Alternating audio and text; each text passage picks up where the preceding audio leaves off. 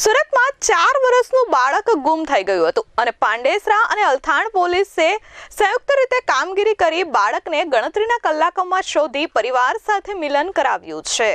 સુરતના અલથાણ અને પાંડેસરા પોલીસની સરાહનીય કામગીરી સામે આવી છે। 4 વર્ષનું બાળક ગુમ થઈ જતા તેનો ફોટો વોટ્સએપ ગ્રુપમાં શેર કરવામાં આવ્યો હતો અને કેટલાક સીસીટીવી ફૂટેજ તપાસવામાં આવ્યા હતા ત્યારે પાંડેસરા વિસ્તારમાંથી બાળક મળી આવ્યું હતું અને બાળકને નજીકના પોલીસ મથકમાં સોંપવામાં આવ્યું હતું। ત્યારબાદ અલથાણ પોલીસ દ્વારા બાળકને તેના માતા-પિતાની સાથે સુરક્ષિત રીતે લઈ જવામાં આવ્યું હતું। પોલીસ મથકમાં જ્યારે બાળકનું માતા-પિતા સાથે મિલન થયું ત્યારે લાગણીસભર દ્રશ્યો સર્જાયા હતા। અલથાણ પોલીસે માતા-પિતા અને બાળક વચ્ચે પુનઃ મિલન કરાવી માનવતાનું ઉત્તમ ઉદાહરણ રજૂ કર્યું હતું।